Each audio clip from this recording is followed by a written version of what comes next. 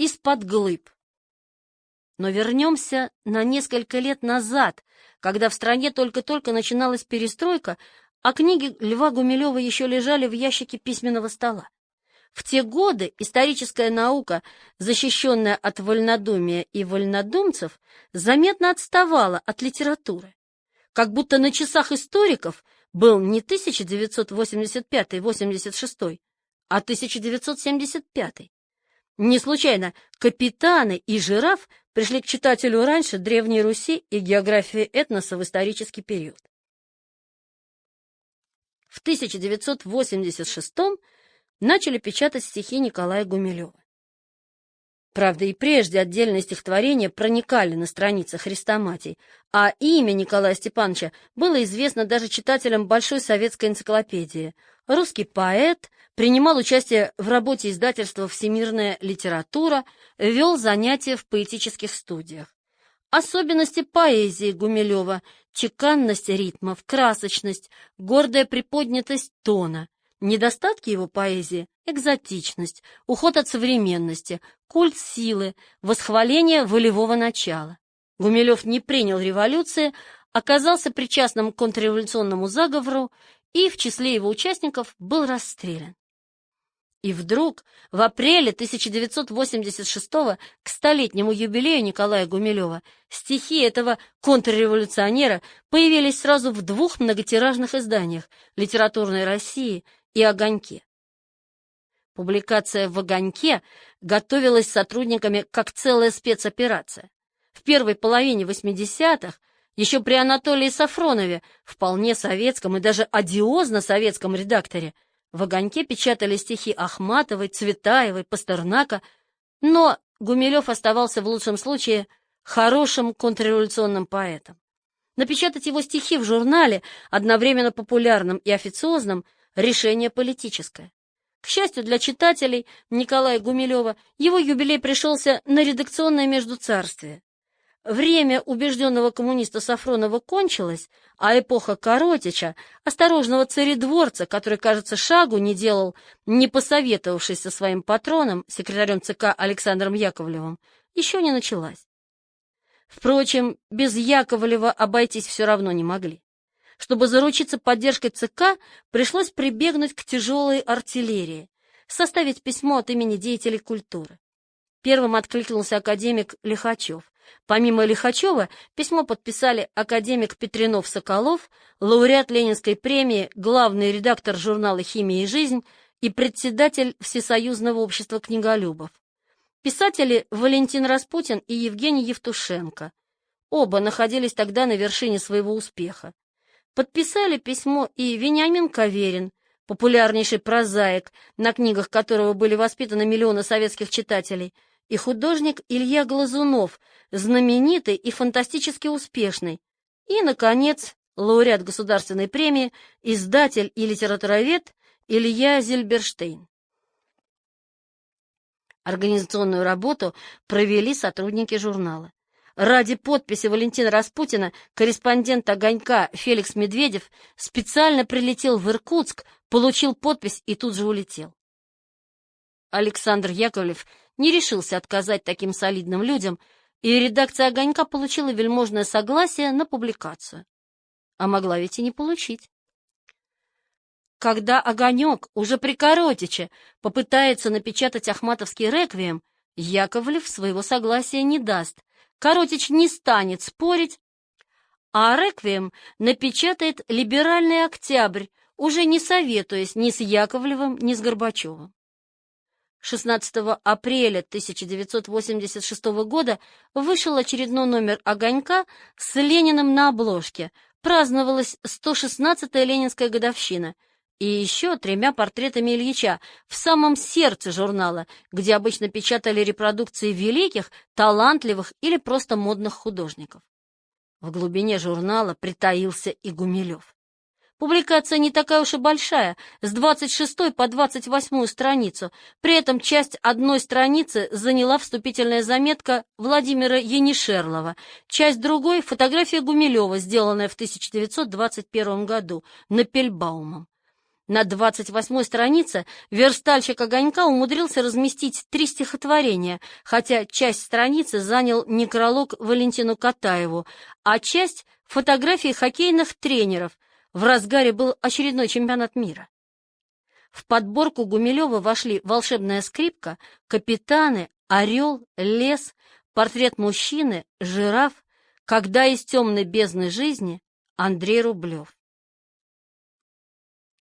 Я твердо, я так сладко знаю, с искусством иноков знаком, что лик жены подобен раю, обетованному Творцом. Нос — это древо, ствол высокий, 2 тонкие дуги бровей над ним раскинулись широки изгибом пальмовых ветвей. В апреле 1986-го редакция была на связи со Львом Гумилевым. Правда, на журнал он не подписывался и в киосках его, видимо, не покупал, потому что получил свой номер «Огонька» только 25 апреля и тут же отправил Владимиру Енишерлову поздравительную открытку. «Дорогой Владимир Петрович, огромное спасибо за журнал и письмо. Подборка удачная, врезка талантливая. Это счастье». Но «Огонек» не был первым. «Литературная Россия», газета Союза писателей РСФСР, на свой страх и риск напечатала стихи Николая Гумилева с небольшим предисловием Бориса Примерова на 5 дней раньше. Риск оправдался. «Литературная Россия» опередила не только «Огонек», но и респектабельную литературную газету, которая отметила юбилей Николая Гумилева уже задним числом, спешно напечатав статью Евгения Евтушенко. Правда, Литгазета едва избежала скандала. Евтушенко, человек талантливый, предприимчивый и чутконосый, но несколько поверхностный, походя бросил совершенно ненужную фразу. В некоторых советских публикациях, посвященных нынешнему столетнему юбилею, его, Николая Гумилева, примечание автора, сложный поэтический и жизненный путь бездумно косметизируется, чуть ли не под оперный образ с привкусом гей-славяне. Евтушенко попал пальцем в небо. Если не считать нескольких строчек Бориса Примерова, единственной юбилейной советской публикацией о Николае Гумилеве было предисловие Владимира Енишерлова в «Огоньке». Но там славянофильством и не пахло. Из статьи Владимира Енишерлова в журнале «Литературное наследие». Возмущенный Лев Гумилев послал в литературную газету жесткое письмо с требованием объяснить, что имел автор в виду, ибо «Огонек», например, не давал повода к каким-либо инсинуациям со стороны новоявленного защитника поэзии его отца. Владимир Радзишевский, работавший тогда в газете, ответил Льву Николаевичу, что Евтушенко сказал ему, что нашел славянофильские мотивы в стихотворении Гумилева «Ольга», напечатанном «Литературной России». «А почему не гей-исландцы?» — смеялся Лев Николаевич, «ведь стихотворение отца начинается «Эльга, Эльга» звучало над полями, а Эльга из исландских саг». Тем временем «Современная драматургия» и журнал «Театр» напечатали «Отравленную тунику». Стихи Николая Гумилева начали печатать «Новый мир», «Знамя» и «Дружба народов». Книги Гумилева-младшего вскоре тоже начнут готовить к печати.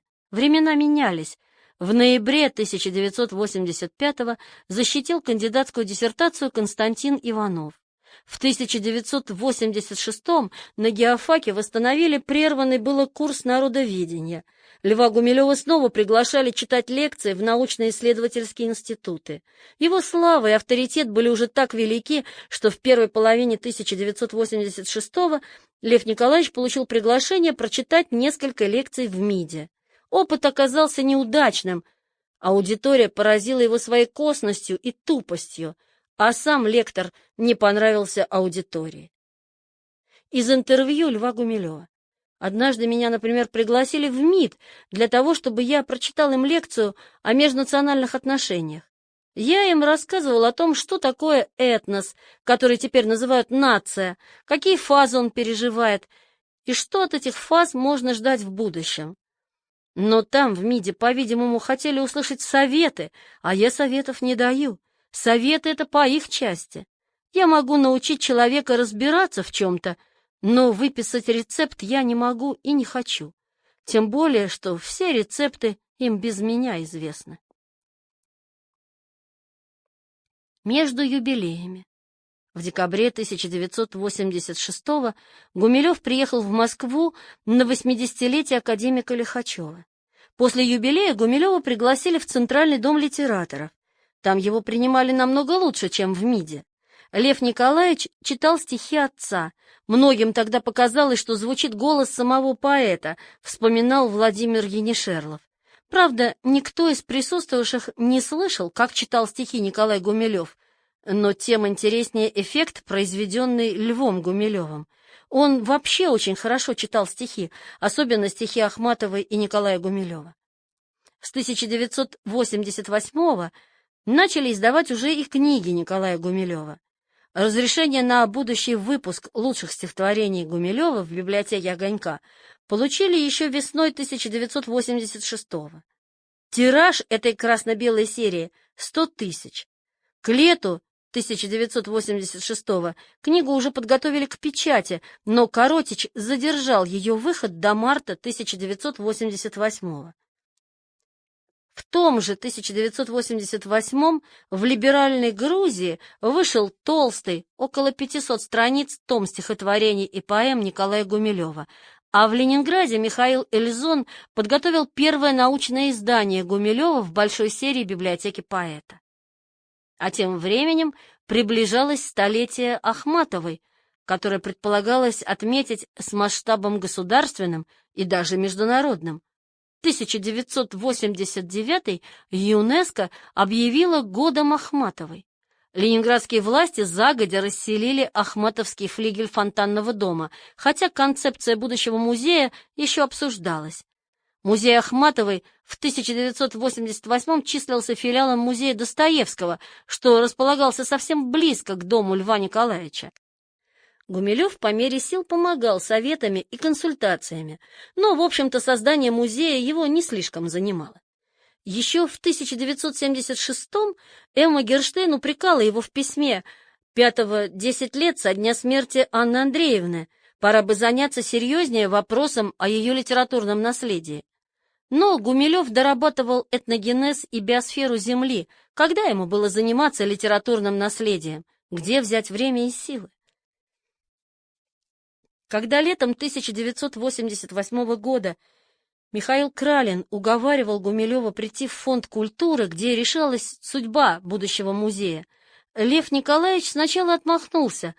Положил я на это дело с прибором. С трудом Кралин сумел вытащить Гумилева в Фонд культуры. Дорогого гостя привезли на машине и подготовили к схватке. Дело в том, что Ирина Пунина и Анна Каминская предлагали создать в Фонтанном доме музей русского авангарда, где главным персонажем оказался бы Николай Николаевич Пунин. В противостоянии пунинцев и ахматовцев Гумилев, разумеется, мог взять только сторону последних. Авторитет единственного сына и наследника и слава непобедимого мастера дискуссий делали Гумилева важной, даже незаменимой фигурой в предстоящей партии, которую Кралин назвал генеральным сражением. Поэтому литературовед и не пожалел усилий. Это был блестящий спектакль из истории нравов, и он играл в этом спектакле во всеоружии ума и таланта. Гумилев выступал после Анны Каминской, уже не молодой дамы. С присущими ему остроумием и бесцеремонностью он высмеял чужую идею. «Ты, Анька, очень хорошо рассказала, кто в какой комнате жил.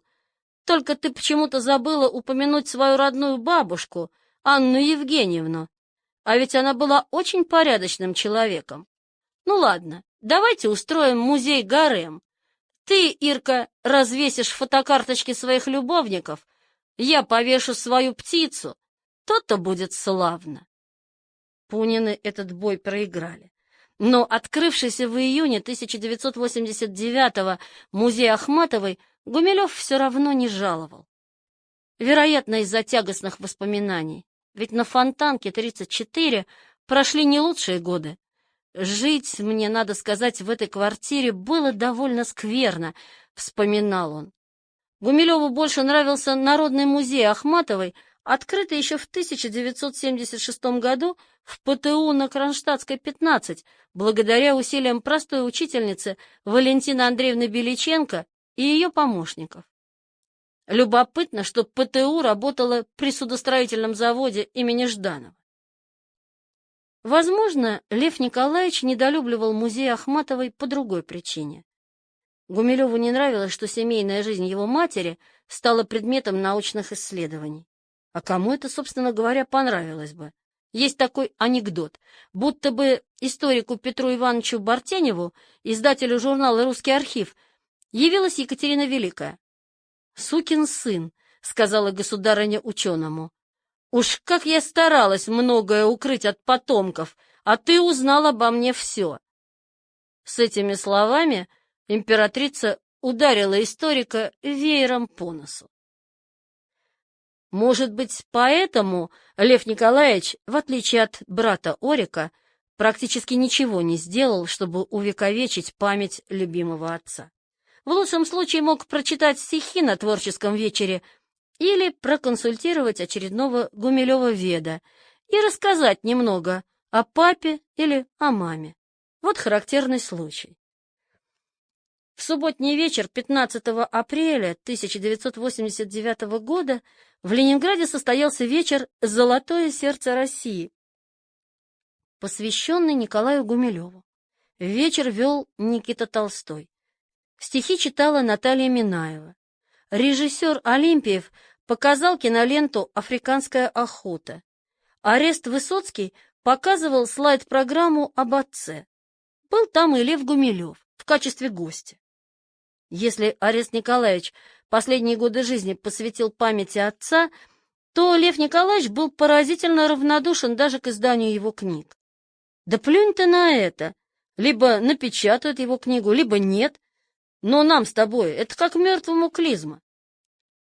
Когда Орест Высоцкий решил проконсультироваться с братом об издании африканского дневника, Лев Николаевич сначала отмахнулся: «Всецело твое дело», а потом все-таки заметил: опубликовать надо, папа одобрил бы, но дал понять, что заниматься издательскими делами не намерен. Пусть брат хлопочет, это дело твое. У Льва Гумилева была своя судьба, своя жизнь, далекая от интересов литературоведения. Тратить ее на дела литературоведческие и мемориальные он не собирался. Слон не может заниматься исследованием жизни слонов. Лев Гумилев, как личность творческая, ничуть не уступал своим родителям.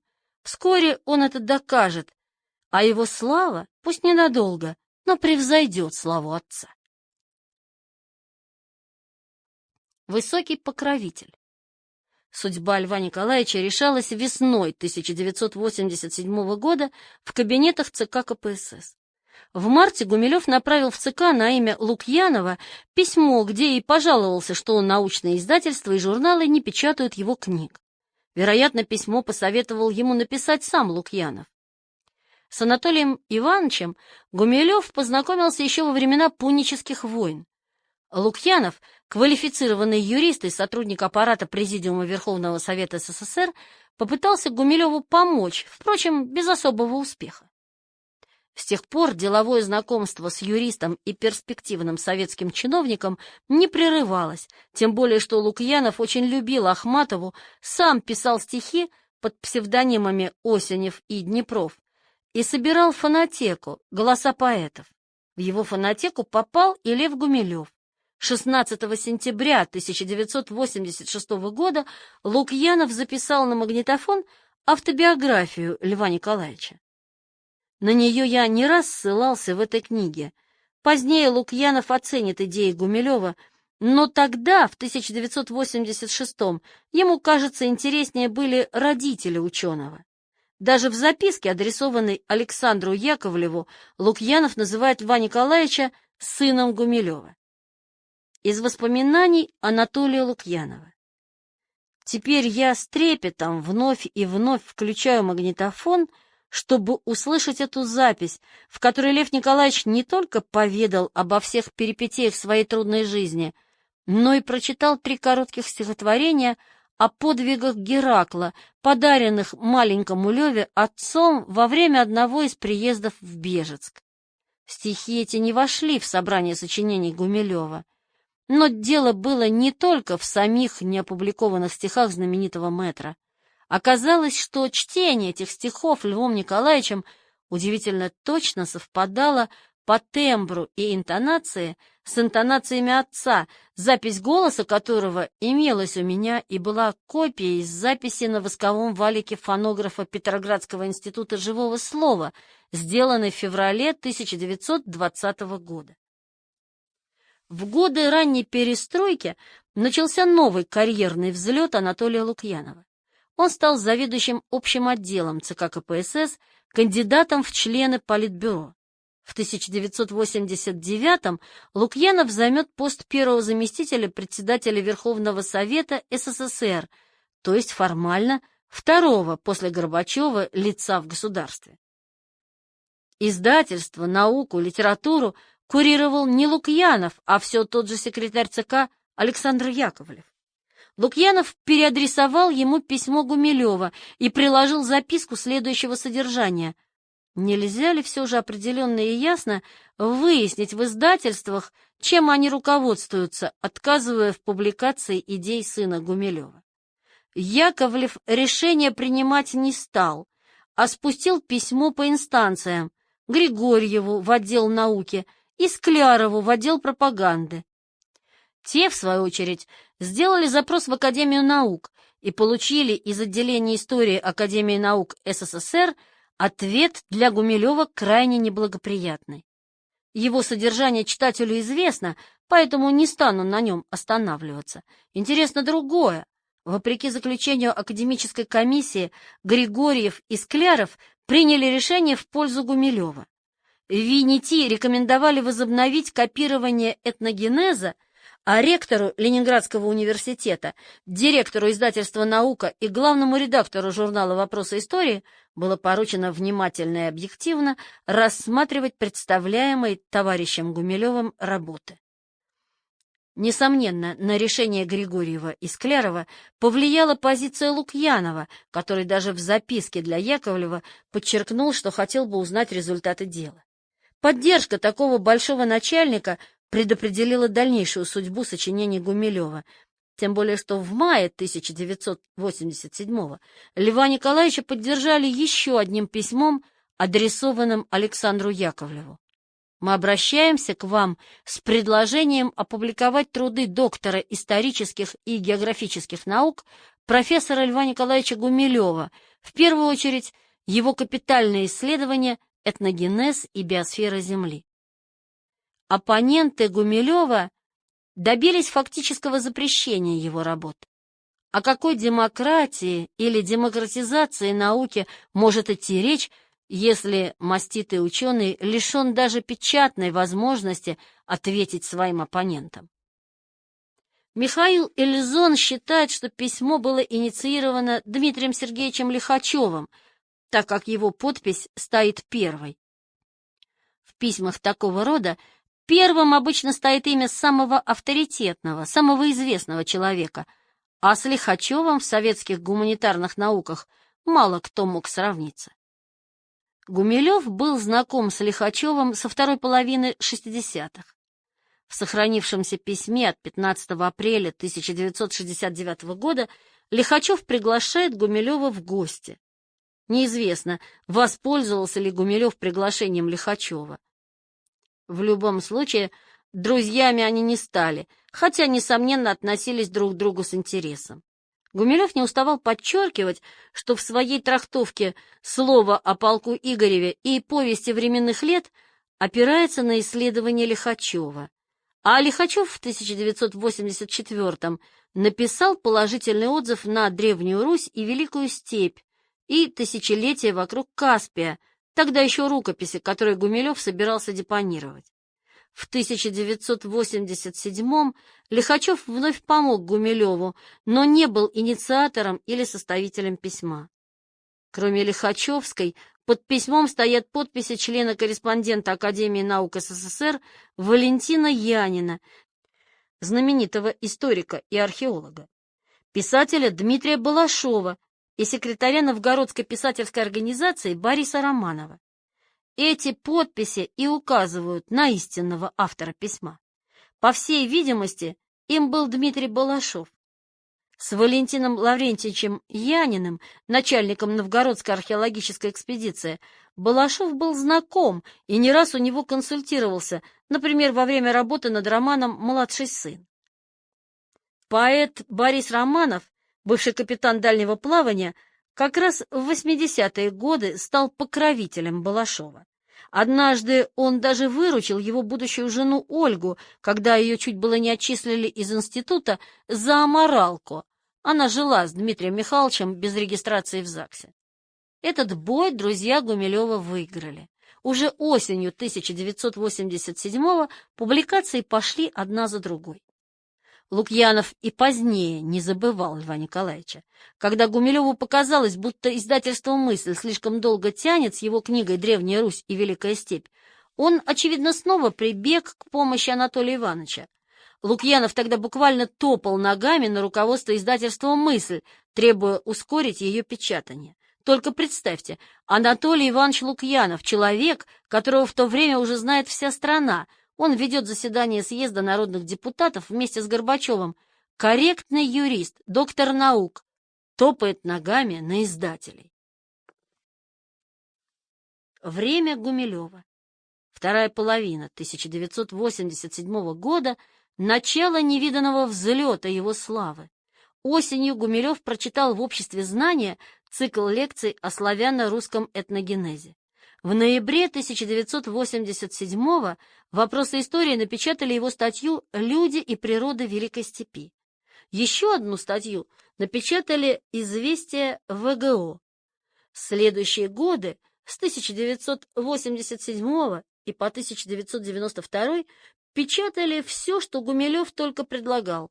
За один 1988 год у него вышло больше публикаций, чем за предыдущие 10 лет. Прошли времена, когда Гумилев пытался пристроить свою статью или исторический очерк. Теперь ему заказывали, его упрашивали, ему предлагали. 1 января 1988-го Лев Анненский просил у Гумилева для только что созданной в «Дружбе народов» рубрики «Нация и мир» фрагмент из этногенеза и биосферы, страниц на 30 или 40. Публикации в литературных толстяках принесли ему сотни тысяч новых читателей. В апрельском номере журнала «Знамя» за 1988 год вышла «Биография научной теории» или «Автонекролог». Тираж этого журнала тогда достигал 500 000 экземпляров, и все они расходились по подписке или в розницу. Значит, только эта публикация дала Гумилеву, по крайней мере, 500 000 читателей. «Биография научной теории» — самое сжатое и в то же время увлекательное изложение пассионарной теории этногенеза. Гумилев рассказал об истории своего открытия, о системном подходе, этнической иерархии, о влиянии ландшафта на этнос, об этногенезе, комплементарности, даже о собственной жизни и способах исторического познания. Все это на нескольких страничках, своего рода шедевр.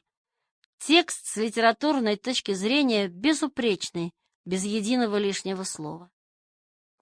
За последние 4 года жизни у Гумилева вышло 5 книг, а ведь еще в середине 80-х Гумилев, кажется, уже потерял надежду напечатать при жизни книгу, потому и решил депонировать в Венети рукописи 2 своих новых монографий «Тысячелетие вокруг Каспия» и «Древняя Русь и Великая степь».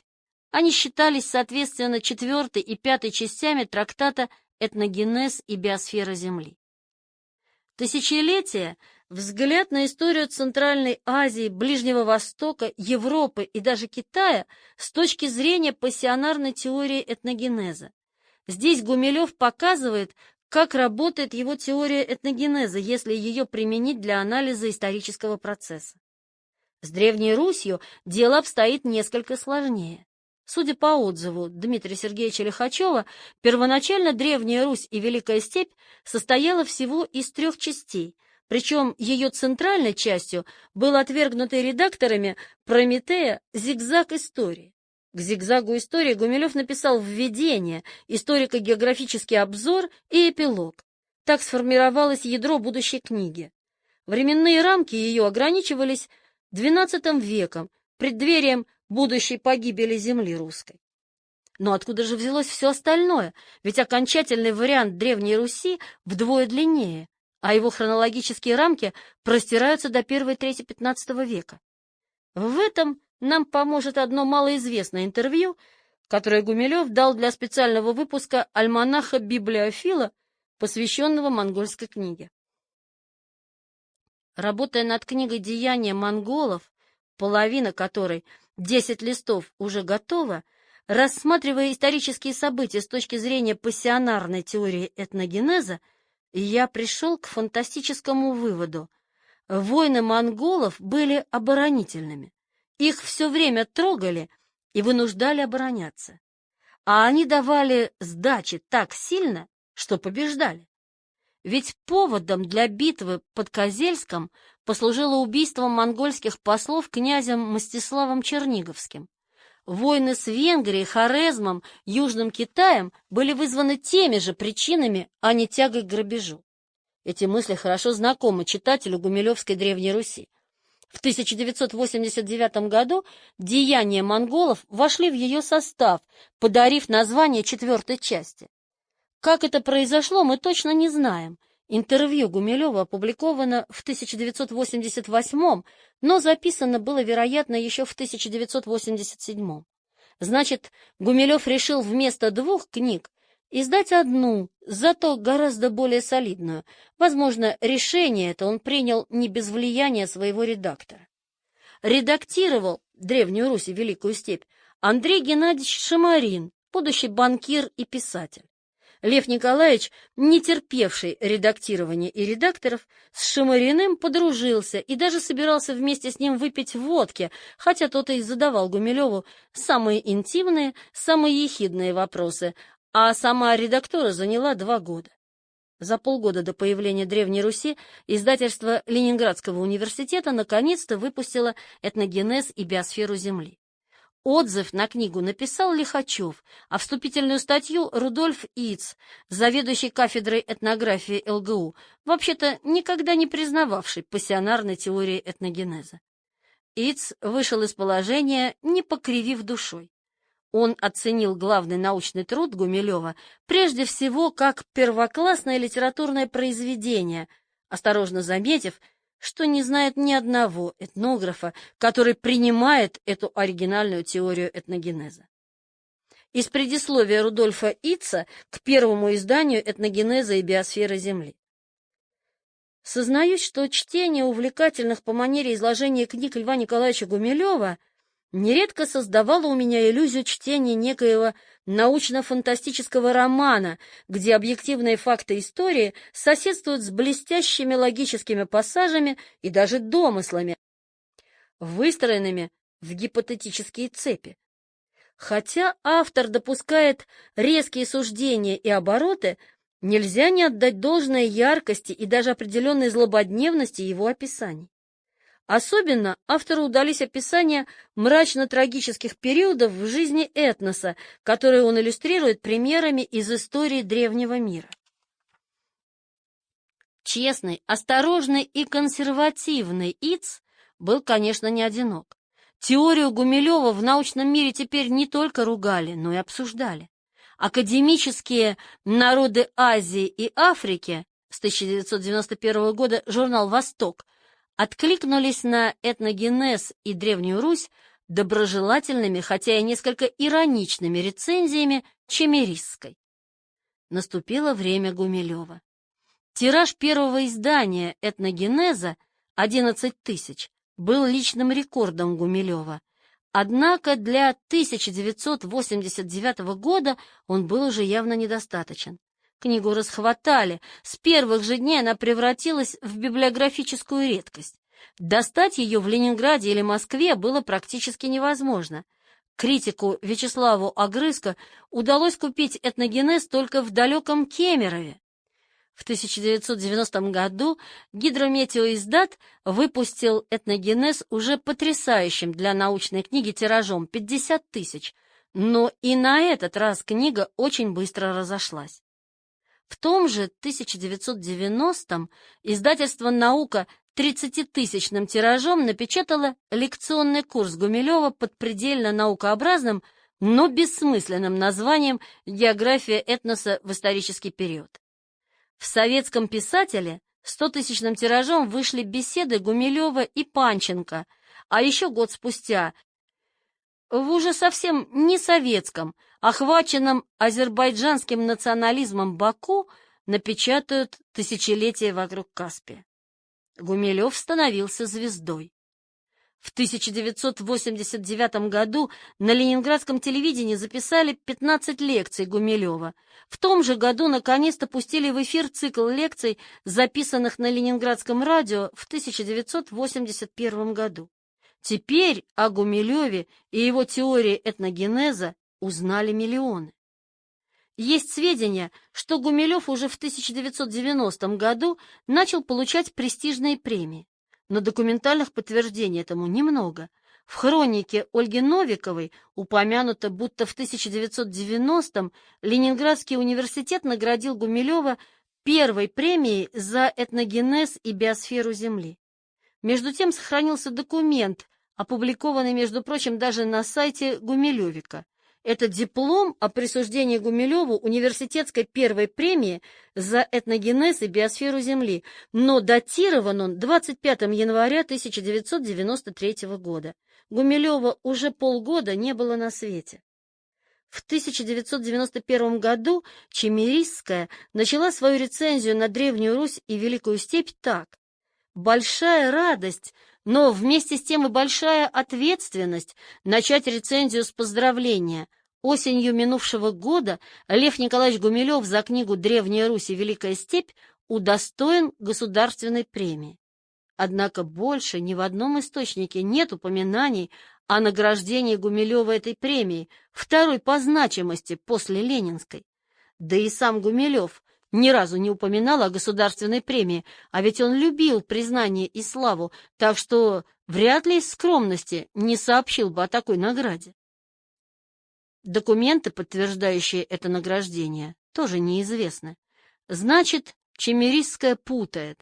Возможно, речь идет о награждении Гумилева премией имени Луначарского или о том, что Книжная палата СССР назвала Древнюю Русь и Великую Степь лучшей книгой 1990 года.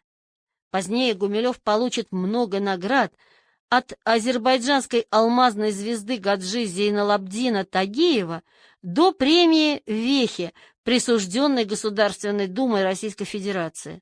Но все они будут посмертными. Вершиной его успеха стало бы избрание в Академию наук. Его кандидатуру выдвинули в 1990 году географы, но обстоятельства этого события не ясны. Официальная версия, представленная повсюду от Википедии до хроники Новиковой, выглядит так. 15 мая 1990 года в географическом обществе отмечали 25-летний юбилей пассионарной теории этногенеза. Среди участников был молодой географ, лимнолог, бывший морской офицер Леонид Колотило. Он первым и предложил выдвинуть Гумилева в Академию наук. Инициативу поддержали. Но Анатолий Чистобаев утверждает, что именно он предложил выдвинуть Гумилева в Академию, и было это на ученом совете, который состоялся сразу после закрытия проходившего в Казани 9-го съезда Всесоюзного географического общества. Съезд проходил в сентябре 1990-го.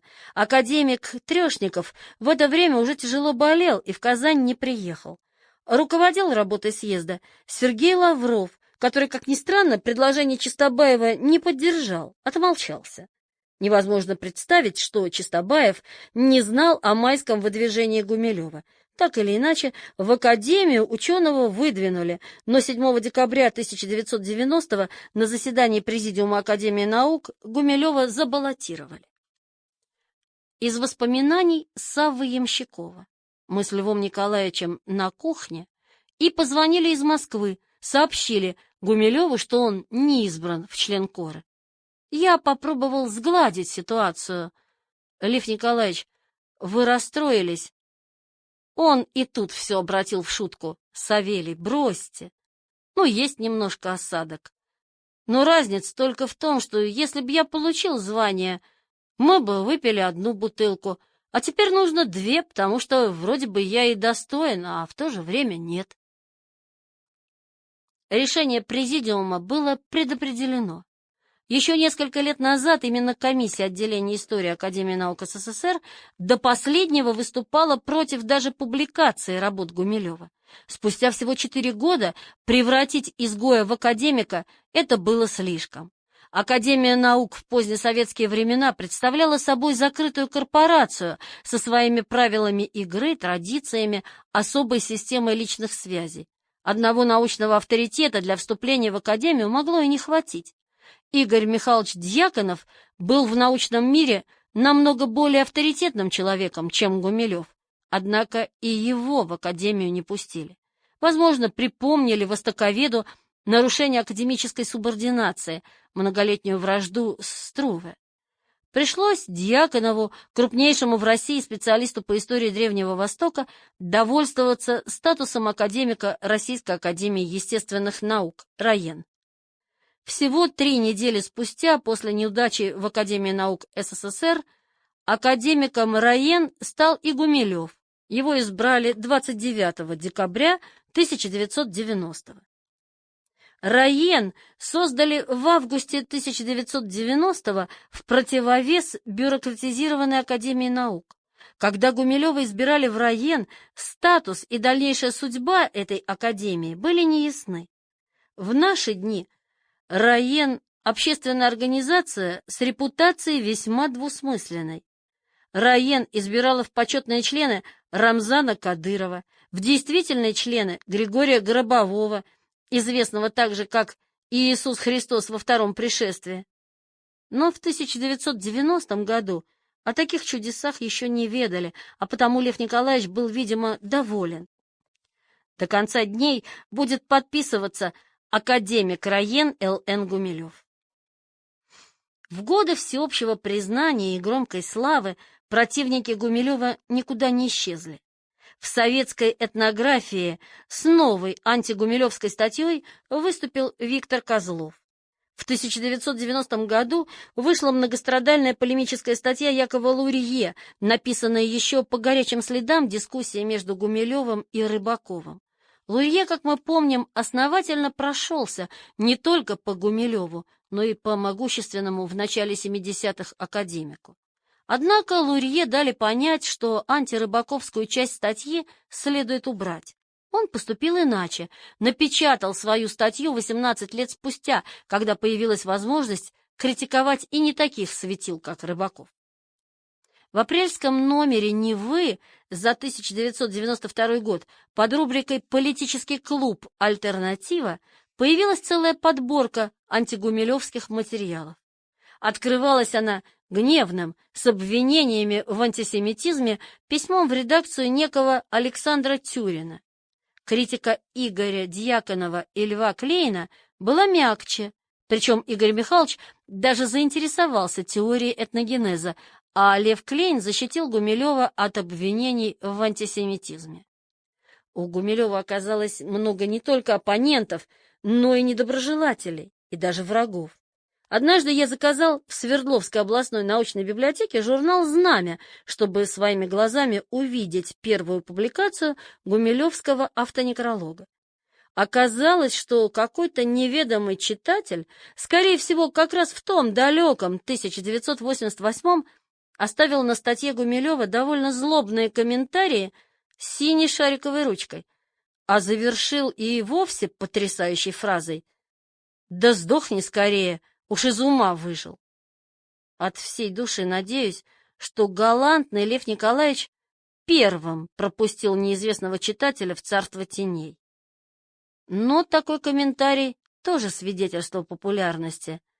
Бессильная злоба недоброжелателей тоже своего рода награда. Часть 20. От Руси до России. Свою последнюю книгу «От Руси до России» Гумилев написал по просьбе учеников.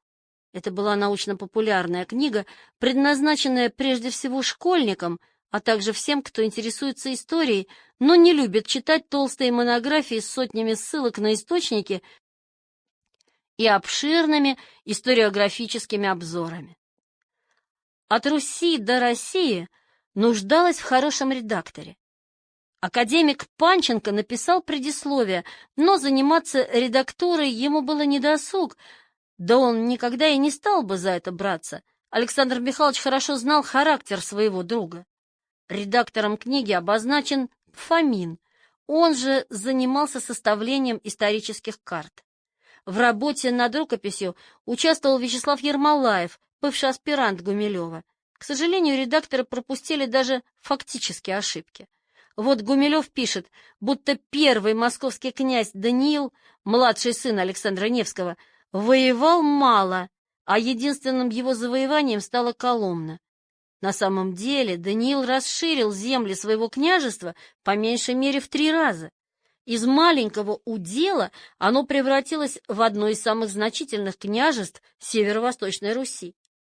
Только Переяславль Даниил присоединил мирным путем. Его завещал московскому князю бездетный переяславский князь Иван. Но чаще Даниилу Московскому приходилось сражаться, причем не только с другими князьями, но и с татарами. Той же осени 1285 года, примечание автора, князь Данила Московский ходи на Рязань ратию и бися у города у Переяславля. Речь о Переяславле-Рязанском, примечание автора. И одоле князь Данила и много татар изби, а князя Константина Рязанского изнимав приводя на Москву. От Руси до России обычно рекомендуют тем, кто впервые берет в руки сочинение Гумилева. В этой действительно увлекательной книге Гумилев умудрился на нескольких страницах изложить свою теорию этногенеза, а затем проиллюстрировать ее на примере знакомым и близком просвещенному читателю на истории России от Киевской Руси до империи Петра Великого. Незадолго до смерти Гумилев успел получить сигнальный экземпляр, который и теперь хранится в его музее-квартире на Коломенской улице. 100-тысячный тираж разошелся очень скоро, а несколько лет спустя от Руси до России включили в список учебников и учебных пособий, рекомендованных для изучения в школе. У меня особые отношения с этой книгой. «От Руси до России» — первая книга Гумилева, которую я прочел. Прочел, разумеется, с наслаждением, как и потом буду читать все книги Гумилева. Между тем, рекомендовать ее школьникам я бы теперь не рискнул. Дело даже не в ошибках, хотя ошибок хватает. Важнее другое. Книга написана не столько Гумилевым ученым, сколько Гумилевым художником. А в последние годы жизни Гумилев был к тому же художником идейным. Еще с 1980 года он доказывал, будто даже в Куликовской битве проклятая Европа выступила против русских и крещеных татар. Гумилев доказывал, что главный враг России — Запад, а во времена Куликовской битвы Запад представляли Ганза, Ливонский орден, генуэзские колонии в Крыму и, конечно, Святой Престол. Последний, правда, как раз в те годы находился в глубочайшем упадке. Один папа сидел в Риме, другой в Авиньоне. Западный христианский мир был расколот. Англия, богатые города Фландрии и Северной Италии поддерживали Рим. Франция и Кастилия — Авиньон. Раскол длился более четверти века, до самого Константского собора. В общем, в 1380 году Запад был поглощен своими делами. Но Гумилев пересочинил историю.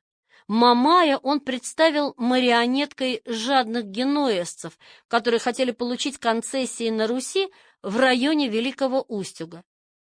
Мамай будто бы попытался договориться с великим князем Дмитрием, еще не Донским.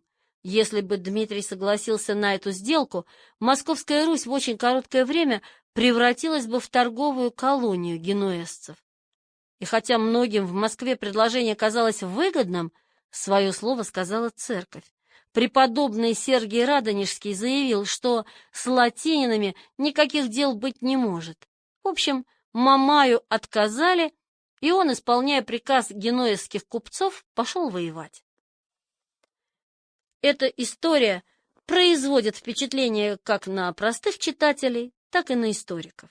Читатели удивляются, как понятны, как современны, оказывается, проблемы 600-летней давности. А историки не могут понять, где Гумилев все это взял. Откуда заимствовал автор эту цитату? В Троицкой и близких к ней летописях, несмотря на их интерес к Сергию, нет вообще никаких сведений об отношении Сергия к иноземцам. Но и в источниках XV века, в житии Сергия, в Новгородско-Софийском своде ни слова не говорится о его заявлениях против латинин.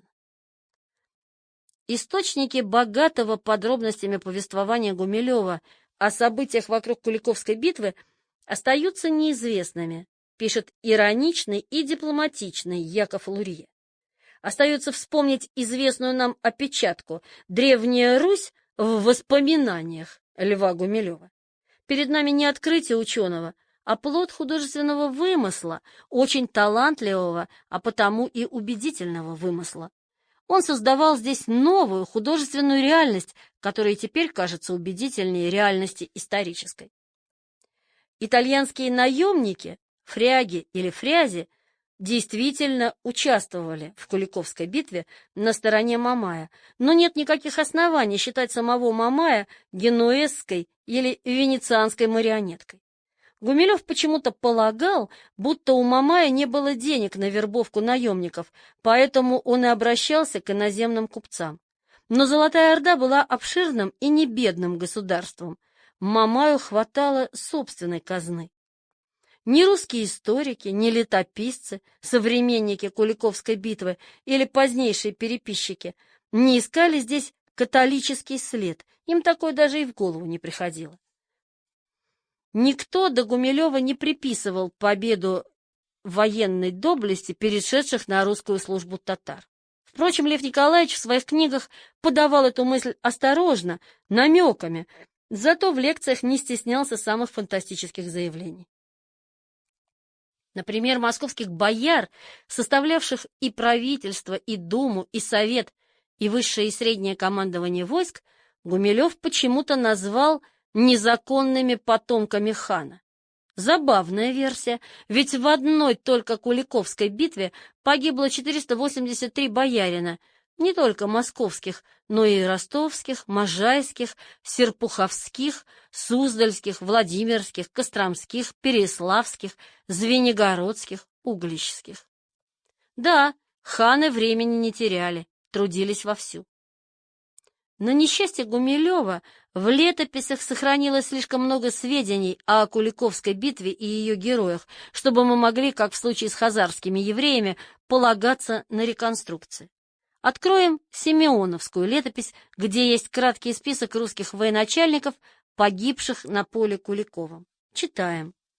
Князь Федор Романович Белозерский, сын его князь Иван Федорович, Семен Михайлович, Микула Васильевич, Михаил Иванович Акинфович, Андрей Схеркизов, Тимофей Валуи, Михаил Бренков, Лев Морозов, Семен Мелик, Александр Пересвет и иные мнози. В этом списке только один потомок крещенных татар, Андрей Серкизов, Серкизович, Черкизович, единственный сын ордынского царевича Серкиза, перешедшего на службу московскому князю. Кто же остальные? Два белозерских князя, московские бояре и Александр Пересвет, инок-воин, происходивший из брянских бояр. Никаких сведений о татарском происхождении хоть кого-нибудь из них, кроме Андрея Серкизовича, нет. Отношение русских и крещенных татар здесь, как видим, 11:1. В других летописях встречаются еще многие имена князей, бояр и даже простых воинов, сражавшихся в Куликовской битве.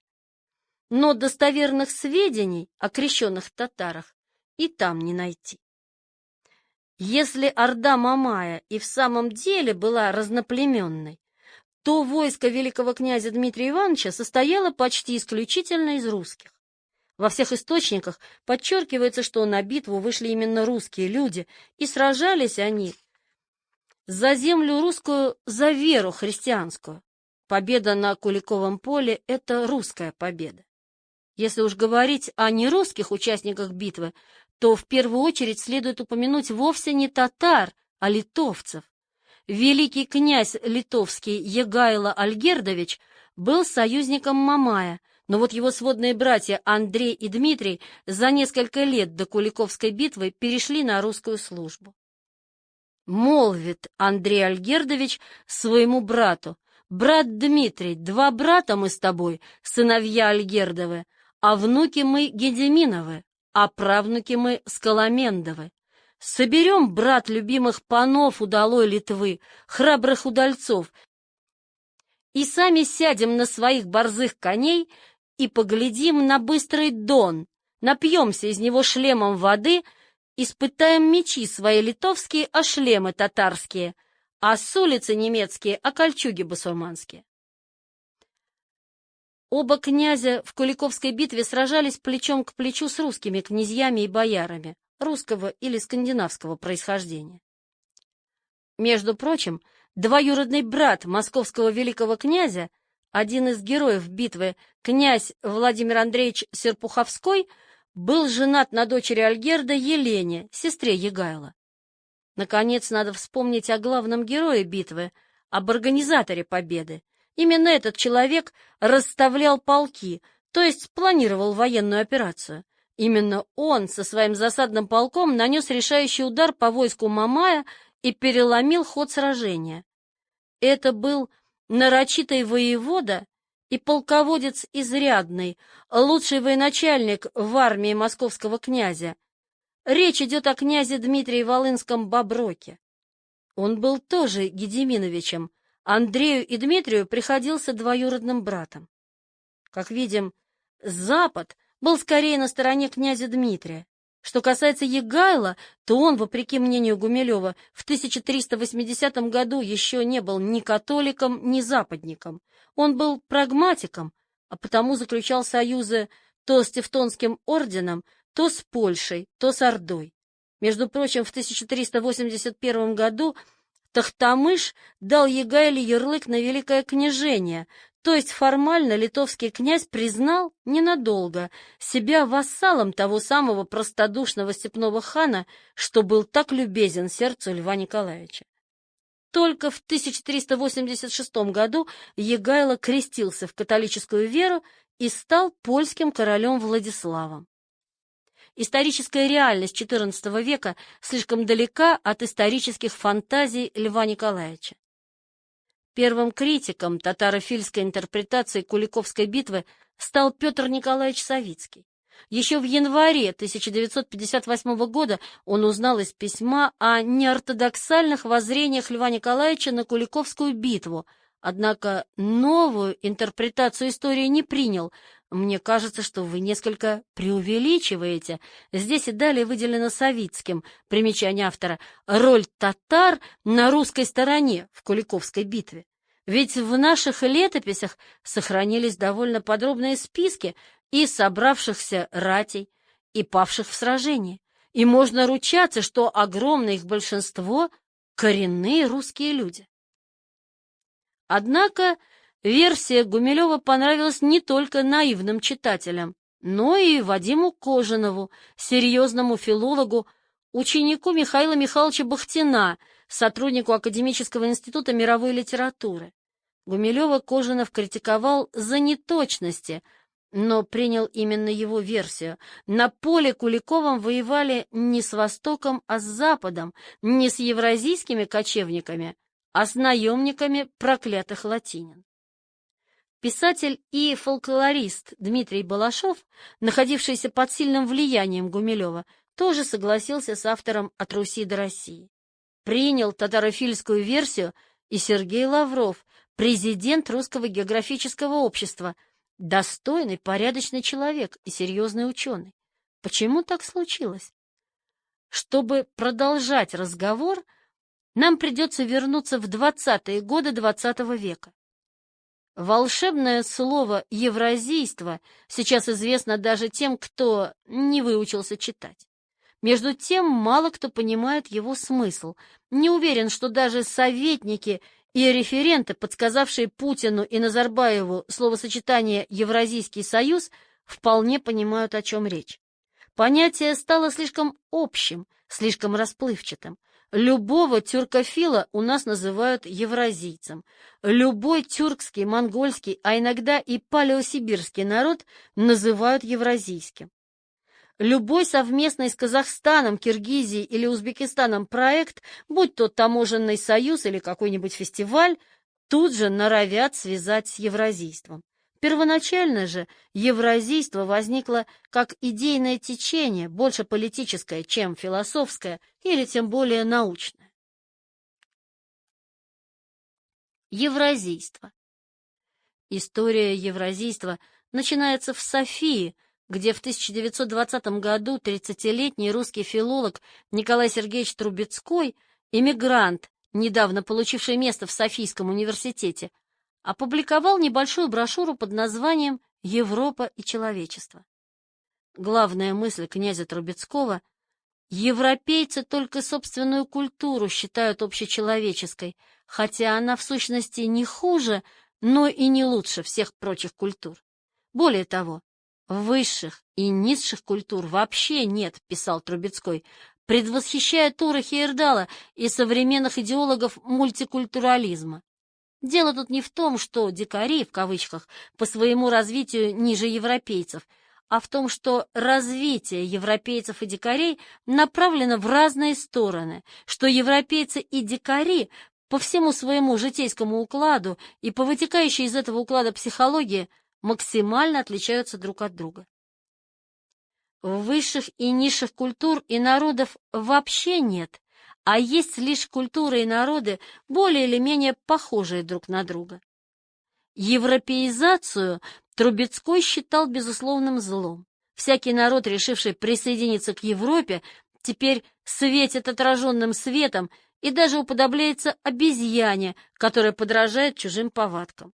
Такой народ обречен на вечное подражательство, вечную отсталость, вечное подчинение романо-германцам, материальную и духовную зависимость от них. Брошюра была рассчитана на таких же русских эмигрантов, как сам князь. Один из них, Петр Николаевич Савицкий, сначала с Трубецким не согласился, но спустя недолгое время стал его единомышленником. Отвернувшись от Европы, русские интеллектуалы начали искать новых друзей. Славяне, даже православные, их уже не привлекали. Николай Трубецкой, Петр Савицкий и присоединившийся к ним Петр Сувчинский, Георгий Флоровский, конечно же, прекрасно знали и труды славянофилов, и панславизм Николая Яковлевича Данилевского. Автор России и Европы, прямой идейный предшественник князя Трубецкого, еще в 70-е годы XIX века мечтал о создании общеславянского государства со столицей в освобожденном от мусульманского ига Царьграде. Но за 50 лет, что минули со времен первой публикации России и Европы, самые горячие сторонники славянства усомнились в жизнеспособности панславизма. Нужен был новый друг, и славянофилы его нашли легко. В 1921 году в Софии вышел сборник статей «Исход к Востоку», где и появилось уже настоящее классическое евразийство, которое будет более или менее успешно развиваться лет 10. Избрав новыми друзьями и союзниками русского народа тюрков и монголов, евразийцы на первый взгляд ничего нового не выдумали. Почти все европейские русофобы давно и охотно причисляли русских к монгольскому миру. Французский историк и политический деятель Анри Мартен, современник Николая Данилевского, писал, что русские не славяне и вообще не индоевропейцы, они только внешне похожи на европейцев, а на самом деле принадлежат к тюрко-алтайскому племени. Отсюда их склонность к суевериям, раболепие и непроницаемость для просвещения. о татарском облике Московии времен Ивана Грозного писал польский историк Казимир Валишевский. Французский шовинист Анри Масси считал Россию страной исключительно азиатской. Колыбелью Московии было кровавое болото монгольского рабства, писал Карл Маркс. С европейцами соглашались и русские западники. Василий Осипович Ключевский называл Россию XVIII века государством восточно-азиатской конструкции с европейски украшенным фасадом. Евразийцы согласились с этой формулировкой, они лишь поменяли знак. В глазах французского шовиниста и русского западника связь с монголами была техчайшим обвинением, а в глазах евразийцев очень хорошим делом. Российская государственность для них начиналась не с Киевской Руси, а с племенных объединений скифов, гуннов и, разумеется, Сулуса-Джучи, то есть с удела старшего сына Чингисхана. Хотя монгольское завоевание принесло Руси неисчислимые беды, польза от него намного превзошла вред. Россия восприняла не только формы, но и дух монгольской государственности. Монгольское нашествие было бедствием ужасающим, погубившим на Руси сотни тысяч, а может быть и миллионы людей, уничтожившим множество неоценимых памятников древнерусской культуры. Но только слепой может отрицать, что на великую всемирно-историческую арену Русь вышла в свое время именно монгольским игом, превратившимся для Руси в великую монголо-татарскую школу, писал Савицкий. Возможно, евразийцы были искренни, когда называли Аттилу батюшкой, а Чингисхана великим организатором и суровым отцом нашим. Но их монголофильство преследовало цель сугубо прагматическую — оправдать существование российского государства, по крайней мере, в границах Советского Союза. Монархия уже не могла бы объединить страну. В неизбежном поражении коммунизма евразийцы 20-х не сомневались. Это поражение сулило столь же неизбежный распад Советского Союза. Предотвратить его могла только новая идеология, объединяющая русских, украинцев, татар, узбеков, кавказцев, словом, все народы России. Такую идеологию и пытались создать евразийцы. Все народы, населявшие Россию, они признали евразийскими, а ее территорию в советских границах назвали Евразией. Петр Николаевич Савицкий обосновал географическое единство Евразии, которое требовало единства политического. Трубецкой пытался обосновать единство культурное и духовное. Наука была у евразийцев служанкой политики. Евразийцы пытались доказать, что многочисленные народы России, хотя и различаются между собой и происхождением, и образом жизни, и религией, но все-таки составляют особую многонародную личность, евразийскую нацию. Серьезных доказательств они так и не представили. Хуже того, евразийцы в принципе не были способны найти такие доказательства. Идеологию евразийства создавали люди образованные, талантливые, но в истории и этнографии Центральной Азии совершенно некомпетентные. Среди евразийцев не нашлось профессиональных востоковедов. Даже Петр Савицкий, пожалуй, единственный человек, посвятивший евразийству свою жизнь и не отказавшийся от него до конца своих дней, признавался, что до середины 20-х годов почти ничего не знал о домонгольских степных культурах и государствах.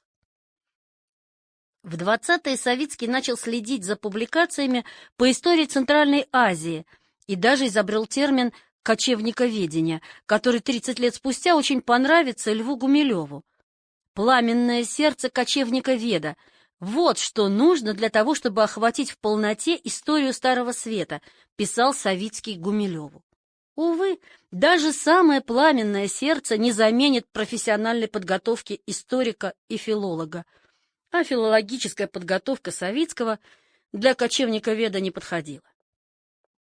Петр Николаевич мог свободно читать лекции на немецком и французском, знал английский и норвежский, в Праге освоил чешский, но с восточными языками знаком не был, да и времени для научных исследований у него не хватало. Савицкий жил преподаванием, а все свободное время отдавал организационной работе и евразийской публицистике. К тому же в его распоряжении не было даже тех источников, с которыми мог работать Гумилев. Савицкий признавался Гумилеву, что после оккупации Чехословакии немцами весной 1939-го перестал посещать пражские библиотеки, а значит, перестал читать научные журналы и следить за новинками. Правда, в его распоряжении была огромная, 10 тысяч томов, семейная библиотека, а друзья из Америки, Англии и СССР время от времени присылали ему книги. Но для занятий востоковедением этого мало. Савицкий помогал Гумилеву советами, подбадривал, иногда критиковал, но ведь Петр Николаевич не был ни тюркологом, ни монголистом. Самые дельные его замечания касались русской истории. Наконец, темперамент Петра Николаевича больше подходил публицисту, чем исследователю. Петр Николаевич был человеком чересчур увлекающимся. Темперамент мешал ему даже больше, чем Гумилеву. Над альбомом «Древнее искусство Алтая» я пропел песнь торжествующего кочевника-веда, писал он Вернадскому и Гумилеву. Воодушевленный советскими успехами в космосе, Савицкий писал своему ленинградскому другу: «Мир земных кочевников перерождается в мир кочевников Вселенной. Вперед же на новые кочевья Вселенной!» Возможно, Александру Дугину это и понравится. Александр Проханов будет в восхищении. Но даже Гумилев, кажется, остался равнодушен и к полетам в космос, и к таким странным обобщениям. Савицкий привлек к сотрудничеству в Евразийском книгоиздательстве преподавателя Пражского университета, искусствоведа и археолога Николая Петровича Толля, будущего директора археологического института имени Кондакова, созданного русскими эмигрантами, учениками знаменитого византиниста. Возможно, привлечь Толля к сотрудничеству помогли родственные связи. Николай Петрович был женат на Нине Вернадской, сестре евразийца Георгия Вернадского. Но и Толь был не тюркологом и не кочевниковедом, а иронистом и византинистом. Для Евразийского книгоиздательства он написал небольшую, 77 страниц, книгу «Скифы и гунны» из истории кочевого мира. И сам же признал, что его сочинение не представляет по существу ничего нового и лишь является попыткой изложить хорошо известные историкам факты. В общем, это была хорошая компилятивная работа, полезная для начинающих востоковедов и для всех, кто недавно увлекся такой экзотической темой, то есть для людей вроде самого Савицкого. Больше в евразийской деятельности Толь не участвовал. В 1939 году он получил место в Ельском университете, где и продолжал заниматься иронистикой, а не тюркологией. Уже после войны Савицкий с огорчением узнал, что Толь вообще оставил науку и занялся разведением кур. Георгий Вернадский переехал в США еще в 1927 году. Вопреки распространенному заблуждению, Георгий Владимирович не принадлежал к собственным идеологам движения, хотя и печатался в евразийских сборниках, выпустил в евразийском издательстве свое «Начертание русской истории». Востоковедческой подготовки он тоже не имел, а до революции занимался преимущественно сюжетами, весьма далекими от евразийства. Его магистерская диссертация называлась так: «Русское масонство в царствовании Екатерины II». Только во второй половине 20-х Вернадский, правда, не зная необходимого для историка Центральной Азии китайского языка, все-таки взялся и за кочевниковедение. Но главные труды Георгия Вернадского, сделавшие ему имя в науке, вышли в США, когда от классического евразийства остались одни воспоминания. Связь его многотомной «History of Russia» с евразийством довольно слаба. Как ни странно, даже критики евразийства редко обращают внимание на одно весьма примечательное обстоятельство. Любовь евразийцев к тюркам и монголам была заочной и, так сказать, платонической. Русские и польские, тот же Петр Петрович Сувчинский, аристократы, чье детство проходило с немецкими боннами и французскими гувернантками в родовых имениях и богатых особняках, что знали они о монгольских аймаках и киргизских аилах? Где могли наблюдать трогательное славяно-тюркское единство? Мало кто из них видел в жизни живого монгола или казаха. Их знакомство с евразийскими народами обычно исчерпывалось знакомством с дворником-татарином. Савицкий, возможно, встречал калмыков в гражданскую войну. В одной статье Савицкого есть на это намек. Но ни времени, ни возможности заниматься этнографическими исследованиями у него тогда не было.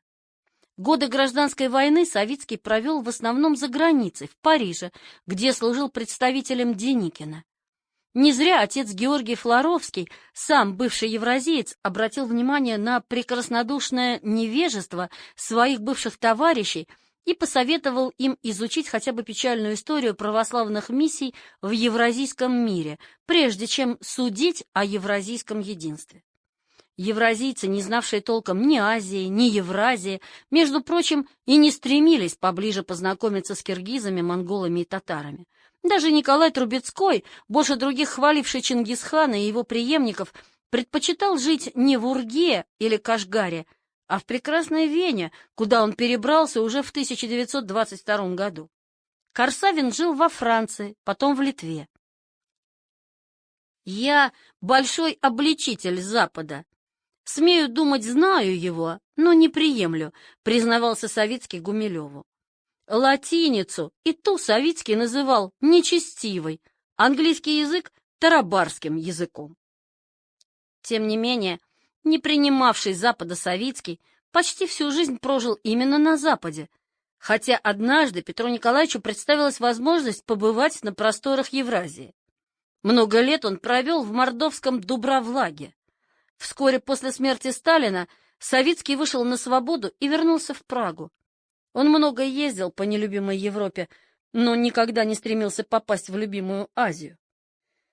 Классическое евразийство могло быть и пражским, и парижским, и венским, и даже эстонским, но только не монгольским, не уйгурским, вообще не азиатским.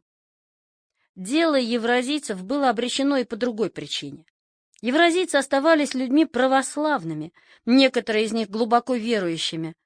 Основу духовной жизни они видели только в православии, но большинство степных народов, столь любезных сердцам евразийцев, исповедовали ислам или буддизм.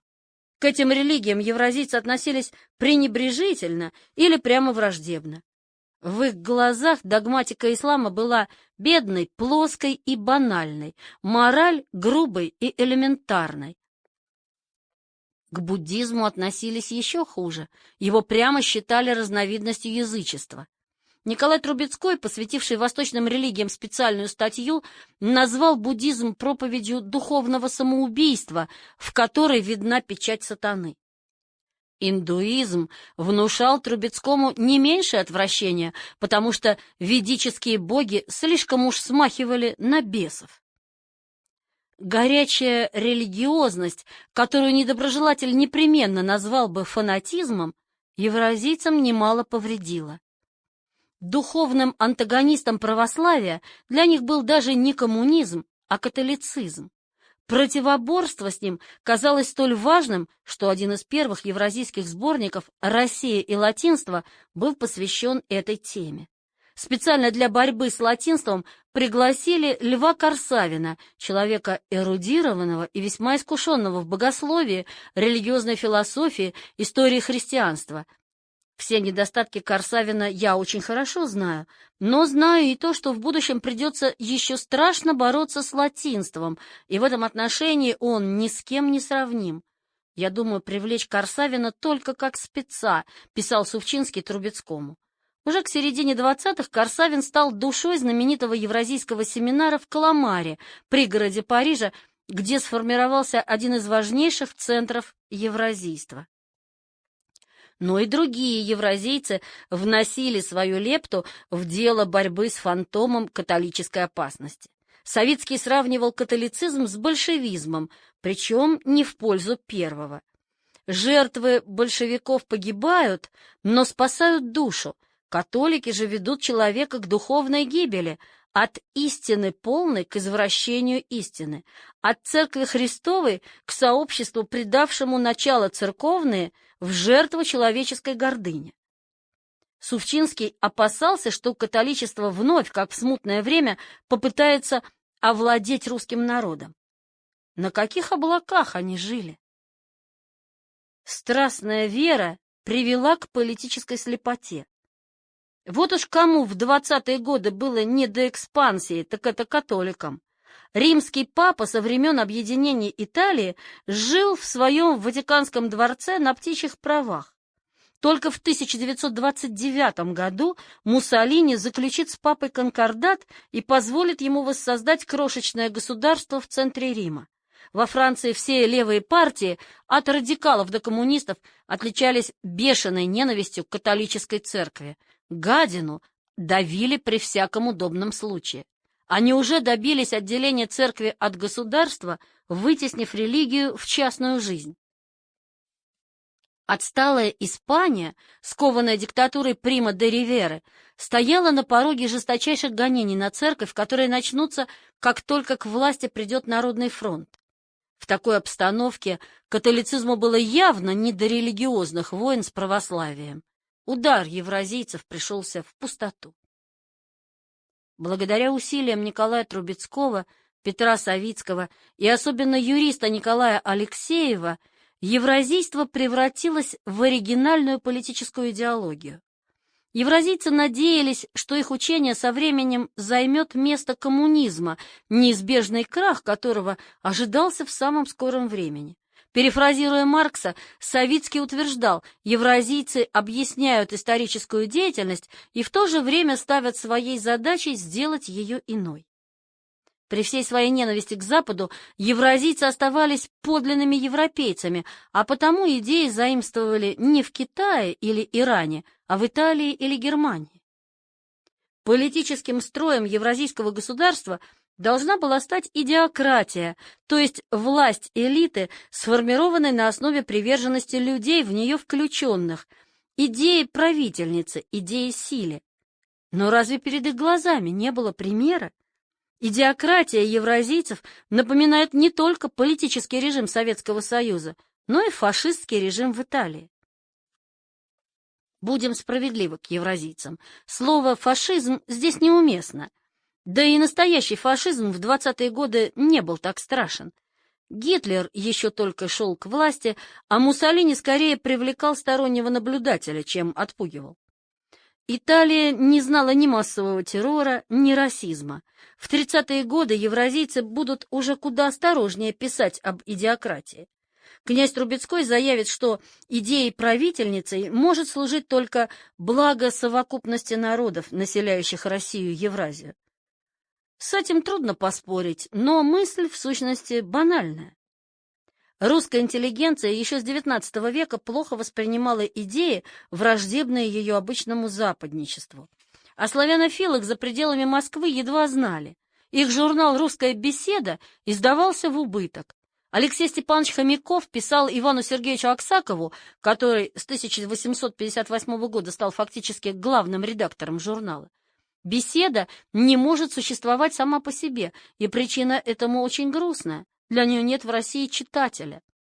Не нашлось читателя и для России и Европы Николая Яковлевича Данилевского. Тираж в 1200 экземпляров едва распродали за 15 дней. На этом фоне судьба евразийства поначалу казалась счастливой. Пожалуй, главным центром евразийства, более важным, чем Каламар, стала Прага. Евразийцы не только регулярно выпускали сборники статей, издавали «Евразийский временник» и «Евразийскую хронику», но и охотно выступали с публичными лекциями, которые имели успех у русских эмигрантов. Евразийство быстро распространялось, захватывая центры русской эмиграции от Белграда до Берлина. Были сторонники евразийства и в Бельгии, Болгарии, Латвии, Эстонии. К середине 20-х годов движение, хотя и подвергалось уже критике, как либеральной, так и монархической, было на подъеме. Но уже к началу 30-х популярность евразийства пошла на убыль. Среди парижских евразийцев были не только теоретики, но и люди дела, умевшие воровать документы и стрелять из-за угла, такие как Сергей Эфрон и Константин Радзевич. По своему складу они резко отличались от Трубецкого и даже Савицкого. Парижане ускорили неизбежный закат евразийства. В конце 20-х в движении произошел раскол. Его причиной обычно считают соперничество Савицкого и Сувчинского и, главное, сближение парижских евразийцев с большевиками. Это верно, но распад движения был предопределен. И дело не в том, что правые пражские евразийцы поссорились с левыми парижскими. Евразийство просто утратило актуальность. Заниматься востоковедением никто не хотел. Практическая же задача – захват власти в СССР и создание новой идиократии – была очевидной утопией. Советская власть стояла крепко, о скорой победе и мечтать не приходилось. С конца 20-х от евразийства отошел Корсавин. После его отъезда в Литву Кламарский, парижский семинар евразийцев пришел в упадок. Бицилли и Флоровский превратились в критиков евразийства. Трубецкой евразийству не изменял, но явно им тяготился. Жаловался, что публицистика не только трудно дается ему, но и отвлекает от научных занятий. Сергей Эфрон уверял, что уже в 1928-29 годах перешел на советскую платформу. Также поступил Дмитрий Святополк-Мирский и другие левые. Как известно, этот исторический переход привел их к сотрудничеству с ОГПУ. Евразийство оказалось для них лишь пересадочной станцией на пути в Советский Союз. Паладином евразийства до конца своих дней, в апреле 1968 года, оставался Петр Николаевич Савицкий. Гумилев нашел в нем родственную душу, но был ли евразийцем сам Гумилев?